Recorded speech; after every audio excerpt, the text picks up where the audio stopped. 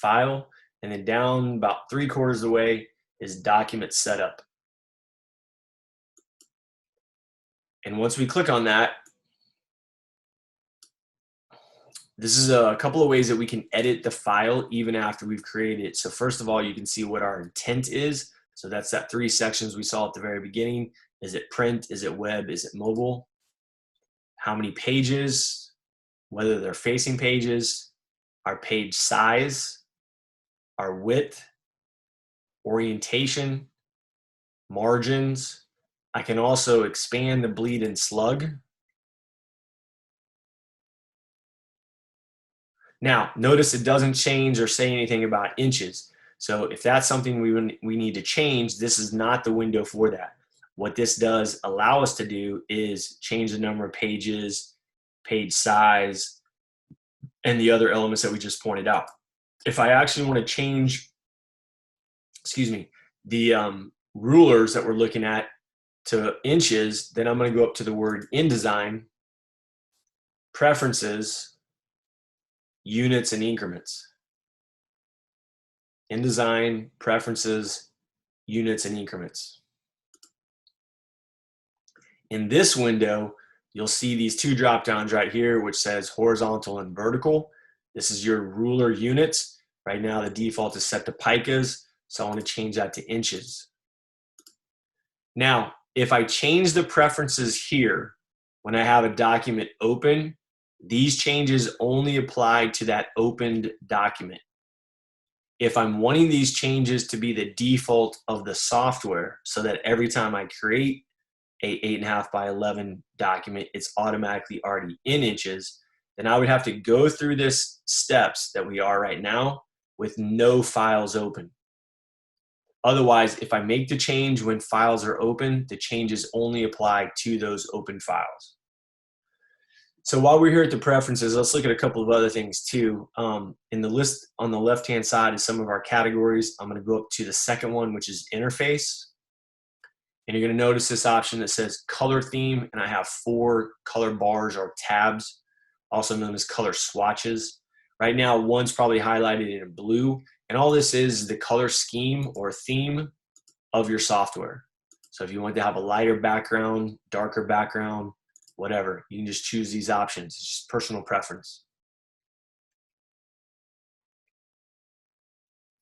Going back over here to the list of categories, go back to units and increments. We just looked at this a moment. Again, you can see some of those options that are available. Click on the next category called grids. So you actually have 2 types of grids in your application. One is a baseline grid. That's the imaginary line that your text is sitting on. And so by default, that line will be displayed as a light blue color. You want it to be a different color, all you gotta do is click the drop-down arrow and choose whatever color you want. You can also control where that baseline begins in relation to the page. So right now it's gonna start 3 picas down from the top of the page. If you want it to be a different value, or if you want it to be in inches, you just simply type that value in there.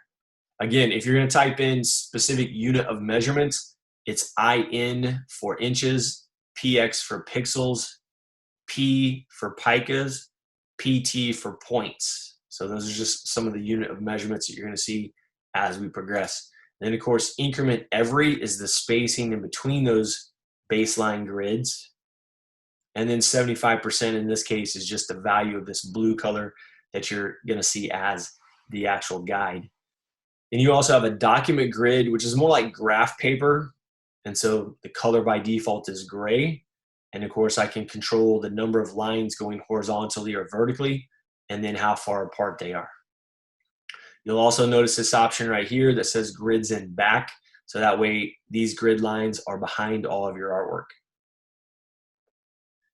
Going back over to the categories, let's click on guides and pasteboard. So again, as you saw here, our margins are this magenta color. Our columns are violet. Bleeds is this Fiesta red. Slugs is grid blue. So again, you can choose any color you want to represent those items if you have a personal preference. We've also got what's called smart guides. And as you're moving objects around, when one edge gets closer to another edge or a center gets close to another object center, you're going to see these little lines pop up here and there that you can use as a reference.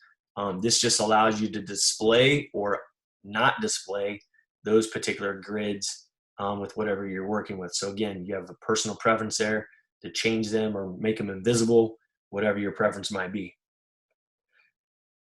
Going over to the other categories, let's look at dictionary. So there's obviously a pre-built dictionary within the application consisting of the English language. You can see that up here at the top. However, if you want to add additional dictionary versions, you can do that by clicking on the plus sign.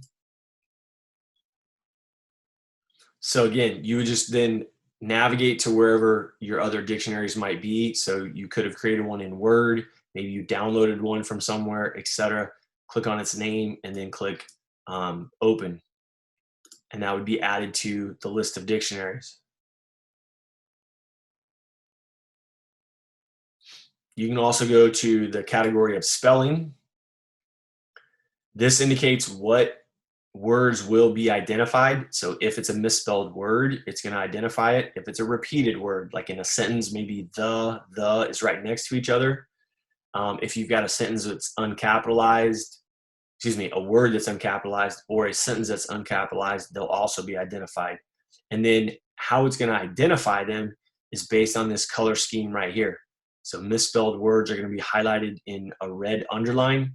Repeated words would be green, uncapitalized uncapitalized words and sentences would be identified in green. If you want to change those colors, again, you can customize it, click on the drop down arrow. In order for this to actually become functional though, you have to check mark this box that says enable dynamic spelling. So if you want to see how it works, go ahead and check mark that. Then again, in the list of categories, let's look at autocorrect. So if we turn on autocorrect, you're then going to see a long list of words that appear. And so what this means, and these are the most common misspellings.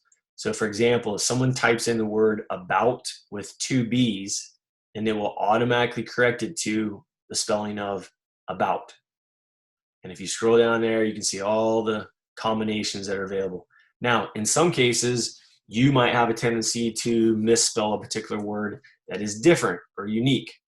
And if that's the case and you want it to automatically correct, then what you would do is click on the add button, type in whatever that word is.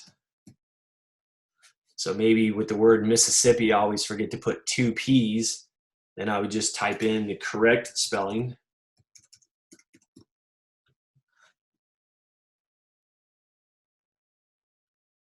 Click OK.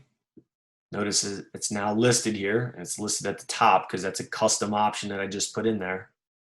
And so as you'll see here in a little bit, when we do a little test, hopefully it'll correct it when I type in the misspelling of it.